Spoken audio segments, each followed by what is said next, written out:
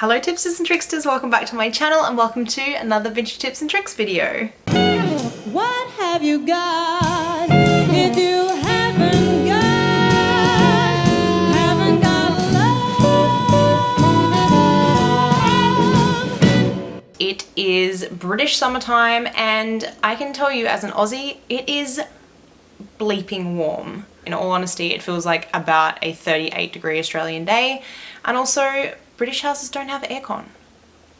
Why? So today's video is going to be another long overdue one in a series, which is the What Women Wore series. If you haven't checked out those videos, I will leave them linked above here. I have done the 1940s and the 1950s already, so I thought it was time to do the 1930s. So we are backtracking a little bit. I have shared a video full of lots of beautiful 1930s pieces. Again, I will link that up above. It was a 30s haul of some family pieces that I inherited, so you can see some like real-time 1930s pieces there if you're interested. But today's video I will be talking about what women of the 1930s wore, with examples from fashion templates and from actual pictures of 1930s women, and of course movie stars and things as well. But I try to keep this to more of the everyday woman so that it is realistic in terms of us being able to achieve it within our budgets and with what we have access to. So I don't just learn all this information on my own. I have two wonderful blogs that I refer to and have learned a lot from myself. So I'm not going to claim that all of this information just magically came into my mind. Those are Vintage Dancer and Glamour Days. And I also have this wonderful book here that I absolutely love reading and is all about the high fashion decade by decade from the 20th century. So I will be referring to the 1930s section today, which weirdly I just automatically opened to. It wasn't bookmarked, so that's a little bit weird, but here we go. The number one thing I think of when I'm talking about the 1930s is the bias cut. If you're not familiar with that, it is the way that a piece is cut. You can recognize a 1930s piece really quite easily, particularly when it comes to dresses and lingerie, by the cut. So I'll leave some examples in pictures up here, but that's one of the number one things that I look for when I'm trying to source 1930s pieces, or if I'm trying to get a 1930s look. And a company that really achieves this very, very well is the House of Foxy. They have lots of beautifully bias cut pieces that I've actually modeled for them, so you might have already seen me in some of these pieces.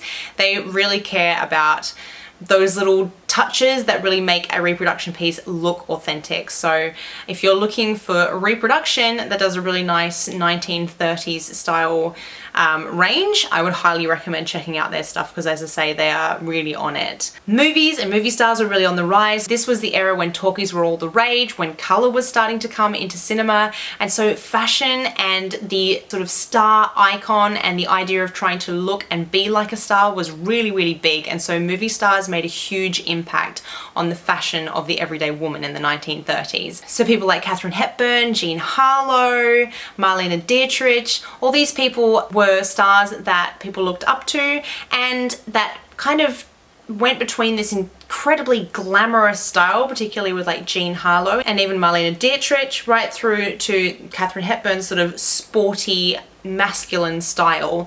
There was this real kind of juxtaposition in the 30s of kind of austerity and function, as well as like lavishness with silks and furs and pearls and gems and lace. You know, it ran the gamut, if you will, in terms of the kinds of outfits and the way that people wanted to present themselves to the world through fashion. So let's come back to some basics. So some pieces that you will definitely see in a woman's wardrobe of the 1930s are dresses. Day dresses were still a thing back then. Of course, we're very familiar with them from the 1940s and 50s, but there were 1930s day dresses as well, with a slightly different shape. That kind of tulipy shaped dress, again with a bias cut, which gave it a slightly different way that it fitted the body and the legs, was all the rage. And the silhouette of that era was also quite different. So it was still leading out of the 1920s, where a narrow waist and narrow hips was very much that look, the kind of boyish look, if you will, and garments that didn't accentuate the bust, but rather made you look very straight up and down. So the dresses were kind of the same in that way. I personally find the dresses to be incredibly flattering. They kind of cling to your body without being tightly fitted, if that makes sense. I feel like they are very beautiful in the way that they sit. So I'm a huge fan of the bias cut, but also in that kind of fluted shape of many of the skirts, and they did tend to come mid-calf or down to your ankle. Jackets and blouses and things were often quite long, and the waistline was often dropped down towards the hips, or it was kind of camouflaged and blended into the dress so that the shape is what gave you the waistline rather than there actually being a defined kind of cut there or a cinching in of the waistline. Things like bishop sleeves were very popular, cowl necks. These are all things that you're going to spot really quite easily, and again you will see them in reproductions because they are kind of real signature elements of the 1930s style, and also things that you can look to bring into your wardrobe if you're not necessarily going for a true vintage piece or even a reproduction. So looking for bishop sleeves, cowl necks, cutout backs, bias cuts, etc. in modern clothing will give you that vintage 1930s vibe to your outfit. There was a few surprising things in the everyday fashion of 1930s women, things that perhaps don't immediately come to mind when you think of that era, because I think we still think of like skirts being really long, ankles are only just being shown, and it was quite an austere period. But actually, women got quite risque. For example, the top that I'm wearing now is literally just a scarf wrapped around a necklace, and this was not an uncommon fashion look, particularly when women went to the beach, paired with a pair of beach pajama pants or palazzo pants or wide-legged pants, as you are probably familiar with. So some of the tops had like keyhole cutouts, they were completely backless, like they were, for that time, very risque. And surprisingly, women did wear shorts. I know Jean Harlow was one that wore them quite a lot in Hollywood photo shoots, and very risque ones at that. Ones that didn't really come into fashion more generally until like the 1950s, that real short hot pants style. The average woman wore a skirt style that was like mid-thigh and was generally worn for sport. But that doesn't mean that you can't wear that style as an everyday style, because we're not in the 1930s. Suits were still a really big thing, as were dresses paired with blazers. One of my favorite looks is that sporty look where you've got like quite a simple dress, a blazer, and then the ladies were wearing a cravat or a scarf kind of tied like a cravat, and maybe a kind of masculine inspired hat, whether it was a trilby hat or whether it was something more sporty, that kind of baker boyish kind of style, or maybe a hunting cap. There was lots of ways that women's outfits in this era were given a masculine twist, as again that boyish kind of look was very, very popular. Despite these small style hats like the cloche and the trilby being very popular, women still did wear giant sun hats to the beach.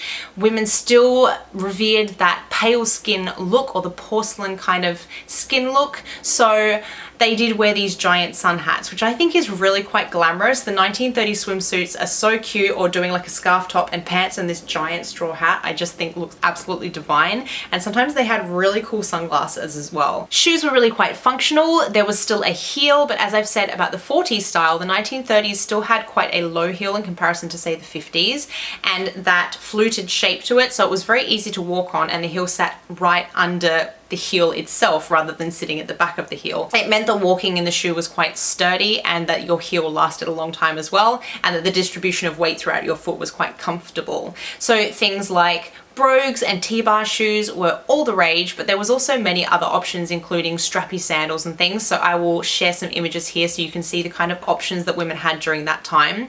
But I like to think more of like a dancely kind of style. I always think of a shoe that's very like Ginger Rogers, Fred Astaire, and again, that's probably got a lot to do with the fact that Ginger Rogers was a huge icon during this time, and so were a lot of movie stars, and dancing in movies was really, really popular. And so a shoe that was sort of functional for every day, but that could also take you out at night and dance away your blues with some drinks. Obviously I'm vegan, so I'm not wearing these things, but fur and marabou feathers were all the rage. Of course, Jean Harlow is largely to blame for that. She was very lavish in the way that she dressed, and was often dressed up in what you could really just call lingerie or slips that were kind of passing as evening gowns, and that slinky kind of satin slip as an evening gown look was very, very popular as well. But she often sported these huge marabou feather sleeves or big fur collars. This was really, really big during that time. Those huge fur pieces that came down in kind of a point wrapped right down around the hips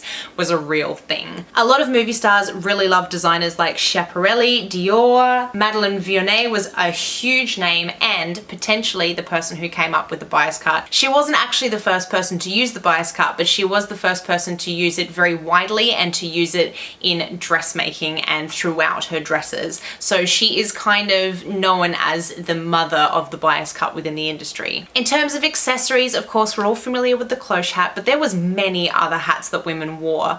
Again, that masculine style, so trilbies and all sorts of hats that sort of had that vibe that harked back to the fedora with feathers and little bows and things, but again with that kind of minimal feminine touch so that it balanced between the masculine and feminine vibe. There were also lots of accessories like jewelry, carved bangles, beaded bangles, more of that kind of chain linked and trinket style jewelry was very, very popular, and also stacking it. Like there was a lot of pictures of celebrities who had a lot of jewelry on, multiple necklaces around their neck. There is an amazing photo of Coco Chanel, who's of course a huge designer during this era, wearing multiple pearl necklaces, and that style of long necklace from the 20s was still in the 1930s as well, but you could even find women wearing like choker pearl necklaces and things too. So you've got a wide range of options when it comes to the 1930s jewelry styles, because they really did kind of wear everything. All sorts of like little dangly earrings and very artsy pieces like geometric shapes. If you trawl the internet for some images of 1930s women wearing jewelry, particularly the more kind of well-known socialites and movie stars of the era, you're going to see a lot of variety. Accessories wise, belts were still really, really popular and continued to be popular for many decades. What was quite common was belts that matched the dress that you were wearing, so it was actually made out of same material and had a little Bakelite or lucite or tortoise shell clasp to it. That could be seen quite often. They did tend to be a little bit thinner. Sometimes they were like metal chain belts and things that you still continue to see through the 40s and 50s. And they sat high up on the waist, on the natural waistline. Purse-wise, again, there was a great variety, but they were pretty small. This was an era where women weren't really carrying around makeup yet, so they just had little trinkets, coin purses, and small clutches. I'll put a variety of images up here to give you an idea, and I even have a 1930s purse that belonged to my grandmother, so I will show that to you guys. So this one here, as you can see, is quite small. It's got a little section in the back. I put things like tickets and stuff in there. It's not got a lot of space inside, as you can see. It has a built-in coin purse and it has its own little cosmetics mirror.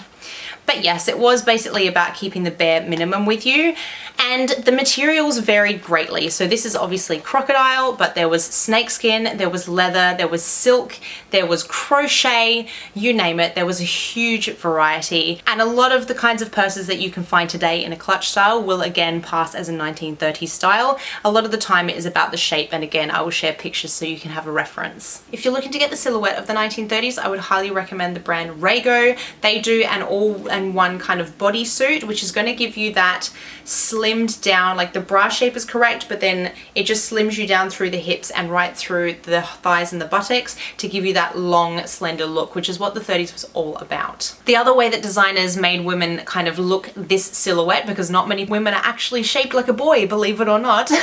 Puff sleeves, big shoulders, capes, big collars, etc. were used to give that almost triangular shape to the body. So it wasn't just about the foundation garments or the structural undergarments, it was also about the way that the pieces were cut to create that silhouette of a very narrow waist and hips. So to top it all off, I'm going to give you just a rundown of my favorite go-tos for a 1930s look. So number one, first and foremost, is this scarf style top. I have done a tutorial video where I've done a bunch of other ones as well, so I shall link that up above. The second thing would be high-waisted wide-legged trousers. I tend to just go with my Vivienne of Holloway ones and my House of Foxy ones that are technically a 1940s style but pass very, very easily for a 1930s style. You can also go for the sailor style, which have double buttons down the front and actually unbutton in a flap down the front, and you can still get real men's sailor trousers as well. I do find them sometimes on Etsy and eBay, so keep an eye out for those. I have actually modeled them for Scarlet Rage Vintage, and they do fit a woman's body, surprisingly, because men wore them very tight, so you can kind of wear them a bit looser and they'll fit you. So yeah, random but true. I love to wear Oxford style shoes or like a T-bar style shoe. I tend to wear my memory shoes and my Charlie Stone black high-heeled vegan shoes. I don't have a lot of hats in my collection, but 1930s was very much into the beret still, so I tend to wear my beret a lot. There's tons of pictures of Marlene Dietrich in particular with berets, but it was just generally a very popular style, so that's a very easy go-to and something that's very readily available in secondhand stores I mean, I've been into vintage and secondhand stores that just have an entire wall of secondhand berets, so they're very easy to get hold of. I really do think the evening gowns of this era are absolutely stunning, and I have quite a collection of those, and I think the 1930s as a going out look is very, very glam. That's the direction I tend to go quite often for performances, or when I'm just going out myself with my friends for like a cocktail night or something. I will wear a 1930s true vintage gown with that beautiful cut, because they just are very sexy and very feminine without really showing off a lot of skin. And then I think for an evening look, the kind of strong Hollywood makeup of the 1930s is very, very glam. And if you're brave enough to wear it, I think it can be a bit much sometimes for people when they're first starting, but once you get used to it, there's something so striking and unusual about it, and it tends to capture a lot of attention. So positive attention, but it can be a little intimidating at first, but I do recommend giving it a go and kind of being brave and going into that bee stung kind of dark red lip, the really arched eyebrows, and the really kind of smoldering dark eye. I just think it's really, really cool, and if you guys are into it, I will share again any tutorials I have on 1930s stuff linked up above, but I'll put them all down below in my description as well. Okay guys, I think I'll leave it at that. So that is the video. I hope you liked it. Don't forget to give a thumbs up, subscribe, and click that little notification bell so you know when my videos come out. Come and follow me on my Instagram. Come and check out my Patreon. We have lots of extra content over there and perks for patrons, including a monthly follow along video, so do check that out down in the description. Otherwise, I will see you in the next video. Bye!